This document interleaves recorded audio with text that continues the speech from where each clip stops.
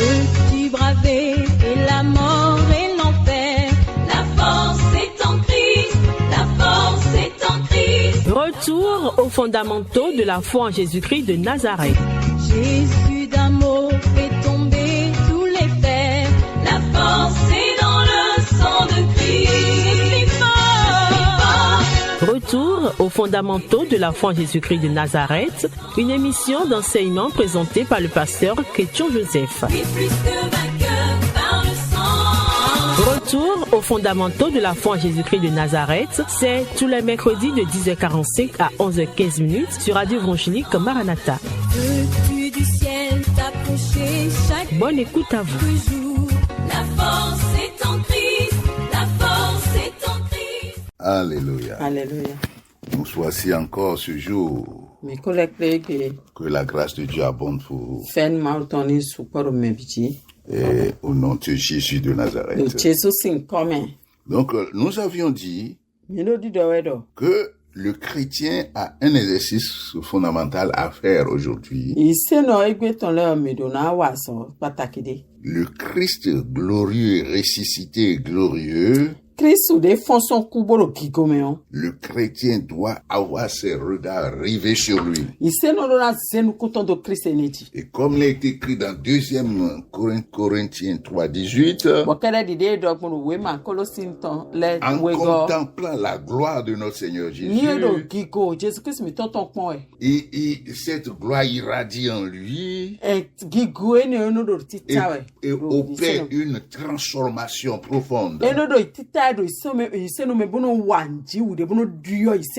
Alléluia. Amen. C'est un exercice à faire. Contempler Christ dans la méditation.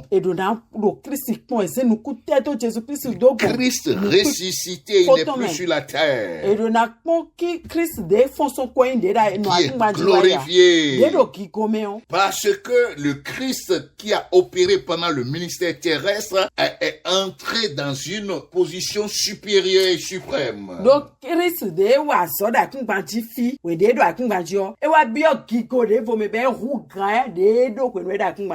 Le Seigneur Jésus-Christ aujourd'hui, il est la tête du corps de l'Église, le chef suprême de l'Église, qui veille sur son Église, pour laquelle il a versé son sang. Le Seigneur Jésus-Christ de Nazareth est dans un ministère aujourd'hui qui n'est pas assez prêché. Le Seigneur Jésus-Christ de Nazareth exerce une sacrificature souveraine aujourd'hui. Il est le souverain sacrificateur. Celui qui fait la médiation entre Dieu le Père et nous, dans toute sa toge de majesté et de dignité. C'est le Seigneur Jésus-Christ de Nazareth. La Bible nous dit qu'après sa résurrection, il est entré dans le ciel même. Et je vais lire ce passage que nous avions déjà lu plusieurs fois. Hébreux 9, 11 et 12. La Bible dit Christ est venu comme souverain sacrificateur des biens à venir. C'est-à-dire ce qu'il est en train de faire aujourd'hui. Il a traversé le tabernacle le plus grand et plus parfait,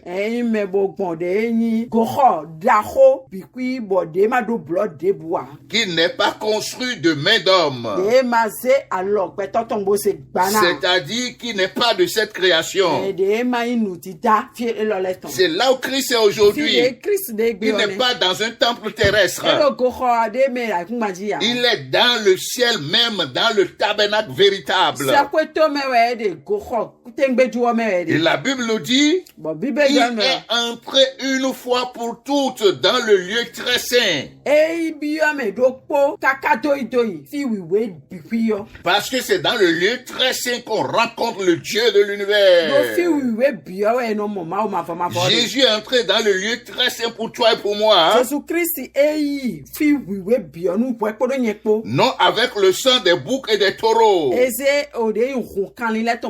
mais avec son propre sang, ayant obtenu pour nous une rédemption éternelle. Donc, chrétiens et chrétiennes, le ressuscité glorifié est en train d'exercer une sacrificature suprême, souveraine pour toi et moi aujourd'hui.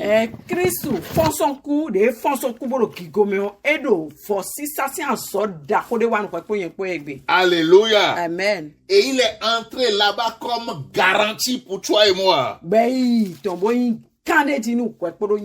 Alléluia. Amen. C'est ça que tu dois contempler aujourd'hui.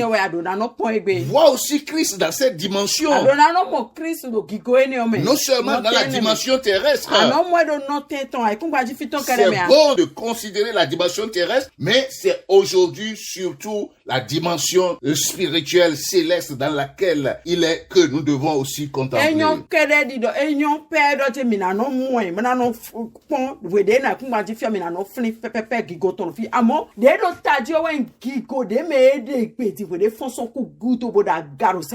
La Bible nous dit dans Hébreux 8, le point capital de ce qui vient d'être dit, c'est que nous avons un tel souverain sacrificateur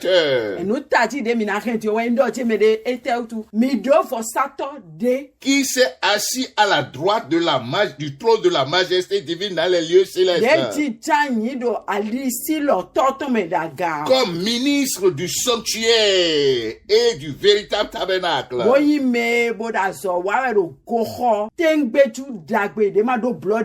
En tant que ministre, et qui a été dressé par le Seigneur et non par un homme. C'est-à-dire le tabernacle qui a été dressé par le Seigneur et non par un homme. Et que Jésus-Christ de Nazareth, dans le chapitre 7, verset 22, on dit, il est le garant d'une alliance plus excellente.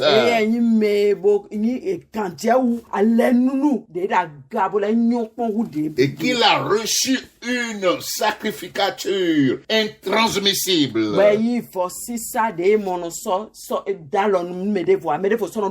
Et que sa sacrificature, sa prêtrise, a été instituée par la puissance d'une vie impérissable. Alléluia. Amen. Déclaré souverain sacrificateur pour toujours selon l'ordre du Melchisédek.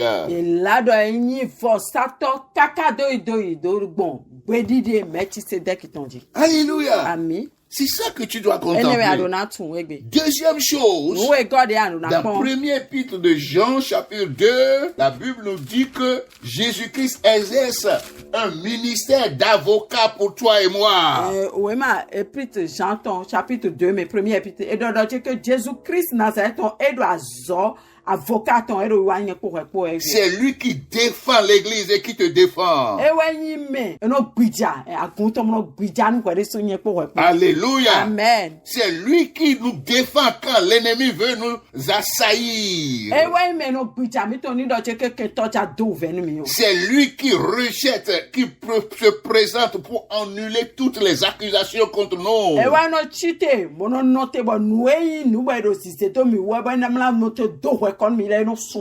C'est lui qui annule toute condamnation élevée sur des bases fausses dans le monde des ténèbres contre nos vies. C'est pourquoi je veux que tu écoutes. En ce moment précis, toute fausse accusation contre ta vie, toute fausse accusation élevée dans le monde des ténèbres, contre l'église du Christ, quelque condamnation élevée par les puissances des ténèbres.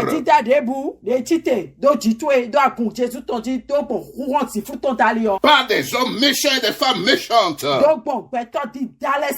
Puisque Jésus-Christ est mort, enseveli, ressuscité. Jésus-Christ dans la gloire. Au nom qui est au-dessus de tout nom. Au nom de Jésus-Christ. Nous annulons toutes ces accusations. Nous annulons toutes ces fausses condamnations. Nous démolissons tous ces instruments d'intimidation. Nous renversons tous les trônes qui se sont élevés contre Christ, son Église et contre ta vie.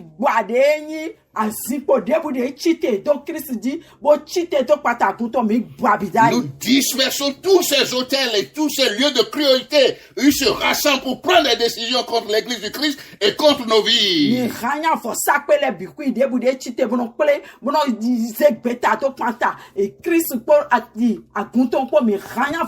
Au nom puissant de Jésus-Christ, mon frère et ma soeur, réalise la gloire du ressuscité.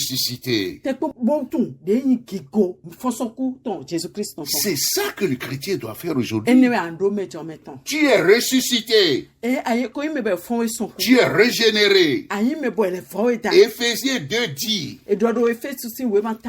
que cette grande puissance qui a été déployée en Christ, Dieu l'a déployée en toi aussi. Il l'a ressuscité et t'a ressuscité avec lui.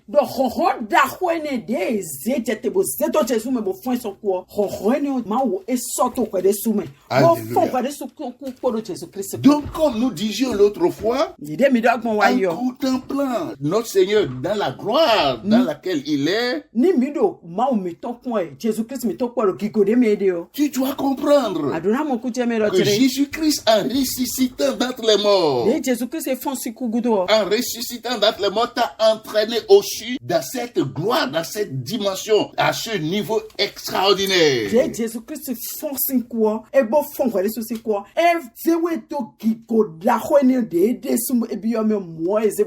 Et c'est pourquoi il t'a dit dans Jean 14, 12 que les œuvres que j'ai faites, que vous m'avez vu faire sur cette terre-là, vous en ferez plus. Parce que je vais au Père. Parce que ressuscité, je suis dans une autre gloire. Prends conscience de ça. Il savait ça, c'est pourquoi il t'a dit ça. Ne promène plus des regards inquiets. Ne sois plus intimidé. Secoue la paresse de ta vie. Secoue la peur de ta vie. Lève-toi et secoue le fainéantisme de ta vie. Lève-toi et secoue l'anxiété de ta vie. Saisis la vie éternelle que Christ a donnée et marche dans la vie au nom puissant de Jésus-Christ. Et nous allons continuer. Voici encore quelque chose que l'apôtre Paul nous a dit pour renforcer ce que nous sommes en train de dire. L'exercice de la contemplation. Contempler le glorieux ressuscité, la puissance de la résurrection. Dans Philippiens, chapitre 3, l'apôtre Paul dit ceci. Je vais lire quelques versets seulement dans le chapitre 3. Dans le verset où il dit, je regarde toutes choses comme une perte de la boue à cause de l'excellence de la connaissance de Jésus-Christ.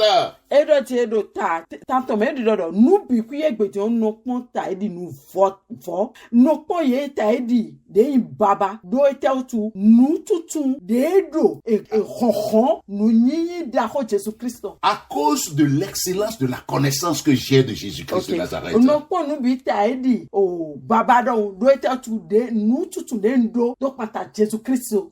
Parce qu'aujourd'hui, je connais le Seigneur Jésus Jésus d'une façon excellente. Parce que j'en ai reçu une révélation extraordinaire. L'éclat de cette connaissance de la gloire du Christ ressuscité a provoqué l'avilissement de tout ce qu'il y a dans ce monde qui peut être des choses qui peut m'attirer.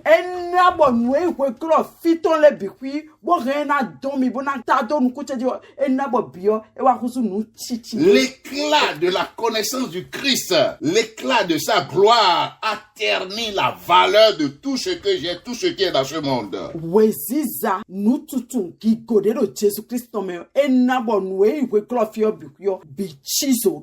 Non plus de valeur. Et non plus de pouvoir sur moi. L'argent ne peut plus être mon idole. Le monde avec toutes ses séductions n'ont plus de pouvoir sur moi. Parce que la séduction que je reçois de la connaissance du Christ dépasse tout cela.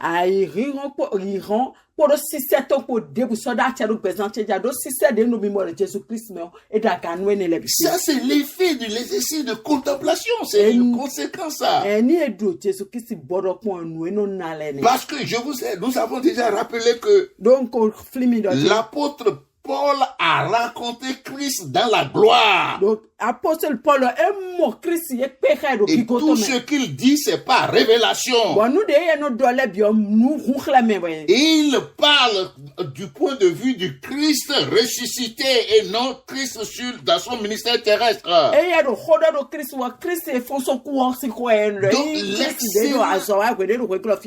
il faut connaître Christ. La Bible dit ici, et il dit, et je les regarde comme de la boue afin de gagner Christ.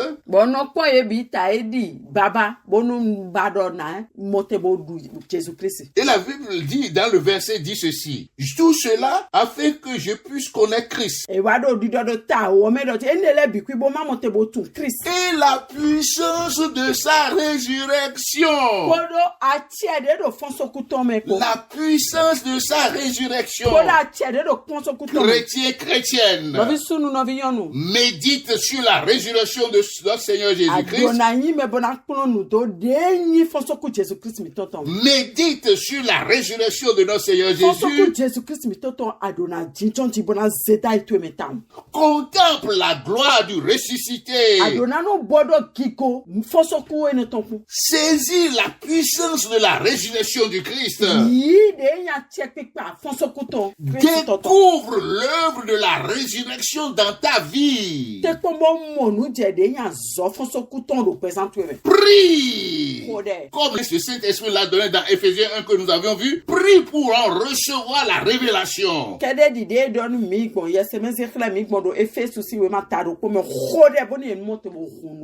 Et ce faisant, tu vas être transformé, comme le dit 2 Corinthiens 3, de gloire en gloire à l'image du Christ ressuscité.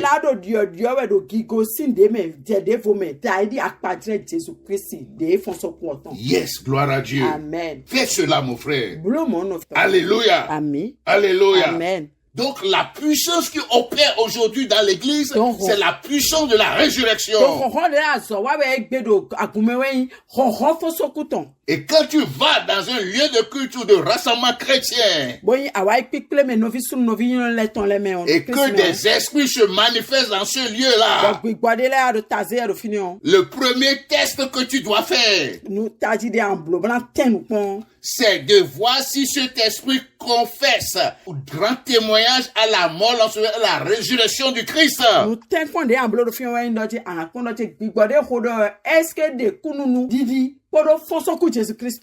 Alléluia. Amen. Parce que c'est ça que le monde des ténèbres règne. C'est ce que le diable règne. Parce que c'est là qu'a été consacré sa défaite totale et éternelle. Alléluia. Alléluia. Alléluia. Amen. Alléluia. Amen. Connaître la puissance de sa résurrection. Alléluia. Alléluia, c'est très important. Alléluia. Amen. Gloire soit rendue à notre Seigneur Jésus. Ainsi, tu vas marcher comme un ressuscité. Et n'oublie pas ce que nous avions dit. Sur ton identité. La résurrection, c'est la régénération. Quand on dit tu es né de nouveau, ça veut dire que tu es ressuscité spirituellement. Ça veut dire quoi? Tu es recréé, tu es une nouvelle création. Et que tu es en Christ aujourd'hui. Tu es uni à Christ aujourd'hui. Tu es uni à Christ aujourd'hui. Dans la première épître de Paul aux Corinthiens, chapitre 15, la Bible nous dit ceci, dans le verset 45. Le premier homme, Adam, devint une âme vivante. Mais le dernier Adam, notre Seigneur Jésus-Christ, est un esprit vivifiant. C'est pourquoi quand tu es venu à Christ, tu as reçu la vie. Tu as été recréé dans cet esprit vivant, vivifiant. Jésus-Christ aujourd'hui, n'oublie pas, l'une des gloires dans la résurrection, c'est ceci. Il est devenu le chef d'une race. Il est devenu le chef d'une humanité. C'est des ressuscités. Tu es une nouvelle création. Jésus-Christ t'a recréé. Par sa résurrection d'entre les morts. Comme Pierre l'a dit, 1 Pierre 1:3, il a dit, nous a régénérés par la résurrection du Christ.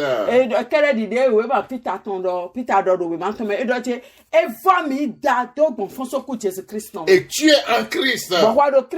Et la Bible dit dans ce chapitre, comme tous meurent en Adam, c'est-à-dire dans la première création, dans le dernier Adam, Christ, tu vis et tu vivras.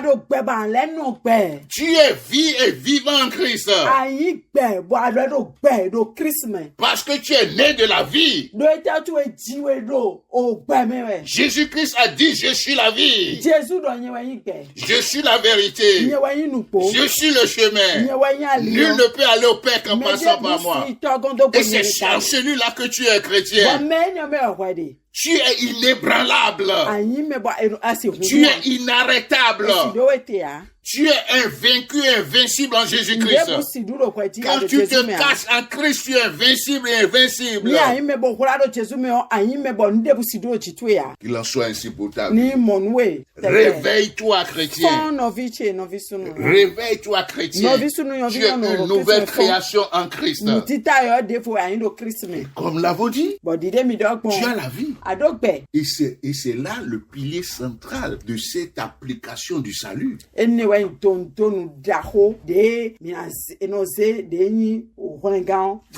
des grands paquets dans le salut, c'est cette régénération.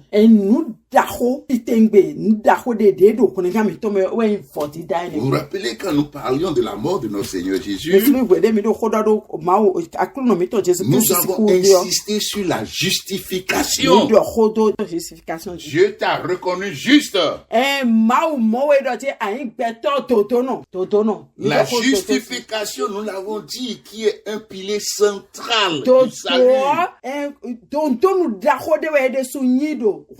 Tandis que la justification est une déclaration autorité du Dieu souverain. Il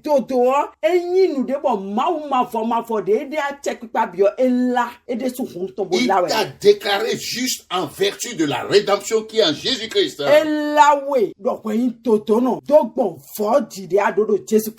Par le salut, c'est-à-dire par le salut que Christ a apporté. Donc c'est quelque chose qui est extérieur à toi. Tandis que la régénération, c'est une action dans ta vie, en toi. Alors que Dieu a fait dans ta vie. Il t'a régénéré. Le Saint-Esprit qui avait quitté est revenu en toi. Tu es né de l'Esprit. Sous la puissante action de la parole souveraine de Dieu. Ça t'a changé. Tu es recréé. La régénérescence ou la nouvelle naissance, ce n'est pas une modification de ton caractère. Non, non, non, non.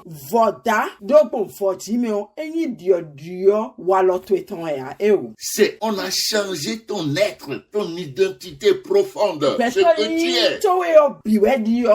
Et tu es né de nouveau. Et ce qui est né de nouveau n'a pas de passé.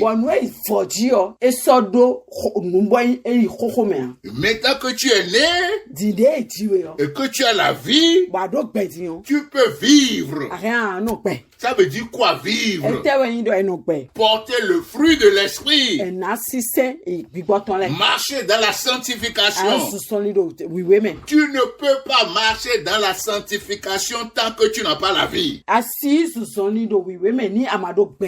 Tu ne peux pas fuir le péché si tu n'as pas la vie. Et c'est pourquoi Dieu t'a fait naître de nouveau. Par la puissance de la résurrection. Mais c'est ça le problème de l'église. C'est-à-dire les défis que l'église a aujourd'hui. On demande à des frères et sœurs qui n'ont pas expérimenté la régénération de marcher comme quelqu'un qui a la vie, comme des personnes qui ont la vie.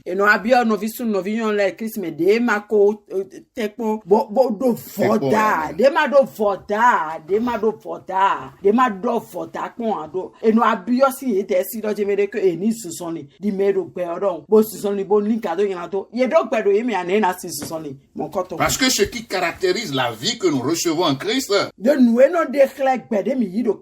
c'est le fruit de l'esprit. L'amour, la paix, la joie, la bénignité, la bonté, la patience, et les choses semblables. C'est la marche dans la sainteté. C'est ça ce qui caractérise la vie. Et c'est ça qu'on demande des gens qui n'ont pas la vie. Et les gens des difficultés, il faut leur prêcher la vie. C'est-à-dire l'évangile de Jésus-Christ. C'est la parole de la vérité, ça. C'est la parole de vie, ça. C'est l'évangile de gloire de notre Seigneur Jésus-Christ. Et c'est ça qui donne la vie. Et quand les gens ont la vie, ils peuvent vivre comme des êtres vivants. C'est-à-dire comme une nouvelle création. Parce qu'ils sont sortis de la mort, ils sont rentrés dans la vie. Ce qui caractérise une personne morte, c'est le mensonge, c'est le vol, l'incrédulité, l'adultère, la fornication, l'idolâtrie, la haine, le meurtre et les choses semblables. Mais c'est de ça que Christ a sorti dans sa résurrection. résurrection, pour que tu aies la vie et que tu vives comme quelqu'un qui est vivant. Ayant le regard sur le glorieux ressuscité qui te donne désormais la puissance pour vivre. Tu as la puissance pour vivre en toi. Le Saint-Esprit en toi. Que le nom du Seigneur soit glorifié. Que sa grâce te soutienne ce jour. Que sa lumière t'éclaire ce jour. Que la puissance de la parole te possède. Je transforme, t'amène dans la résurrection totale. Et que tu marches et que tes pas soient fermés dans la vie éternelle. Au nom puissant de Jésus. Amen. Peux-tu braver et la mort et l'enfer? La force est en Christ, la force est en Christ. C'était l'émission Retour aux fondamentaux de la foi en Jésus-Christ de Nazareth. Jésus d'un mot fait tomber tous les fers.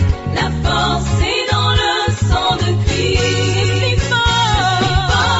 Retour aux fondamentaux de la foi en Jésus-Christ de Nazareth, une émission d'enseignement présentée par le pasteur Ketcho Joseph.